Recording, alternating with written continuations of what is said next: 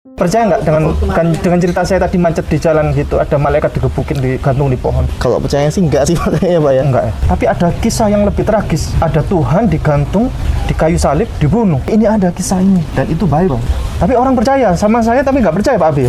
Kalau misalnya Ipung mengatakan kok Tuhan bisa lemah digantung di kayu salib, seakan-akan digebukin, kok Tuhan selemah itu? Ipung Atriat, kamu tidak sadar bahwa dalam kekristenan ada sebuah hal yang unik dan penting tentang kekristenan, yaitu tentang Yesus Kristus yang adalah pribadi yang ilahi. Dia adalah Tuhan yang mengambil rupa manusia dan dia datang ke dunia lahir sebagai manusia. Dalam peristiwa pembaptisannya, para saksi mata mengatakan bahwa langit terbuka dan dari sorga mengatakan, inilah anakku yang kukasihi, kepadanya aku berkenan. Dia adalah pribadi manusia dan pribadi ilahi pada saat yang bersamaan. Jangan lupakan ada faktor pribadi manusia di sana atau tubuh jasmani manusia di sana. Masalahnya Ipung itu cuma ambil sepotong dan dia tidak ngomong tentang Yesus yang menang atas pencobaan, mengalahkan iblis dengan sebuah keteguhan, dengan sebuah jawaban-jawaban yang meyakinkan sekali, yang menunjukkan keilahiannya bahwa dia tidak bisa dipengaruhi, tidak bisa ditundukkan, ditekuk oleh iblis. Sama sekali tidak bisa. Dia adalah manusia, iya, tapi dia adalah manusia yang sempurna, yang menunjukkan kuasa keilahiannya. Masalahnya Ipung Atria cuma ngambil sepotong doang tentang cerita yang dibaginya itu memalukan, tetapi Yesus yang dalam pelayanannya adalah Yesus yang menyatakan dirinya sebagai Tuhan ketika dia mengampuni dosa orang yang lumpuh yang datang kepadanya. Dan jangan lupa hari itu ketika Yesus mengatakan, hai anakku dosamu diampuni, para ahli Taurat dan orang Farisi itu marah karena dengan mengatakan demikian Yesus menyamakan dirinya dengan Allah. Jangan lupa cerita itu. Dan jangan lupa cerita bahwa Yesus meneduhkan badai yang terjadi di Laut Galilea, di Danau Galilea. Yesus meneduhkan badai dan murid-murid berkata, siapakah dia ini sampai-sampai alam semesta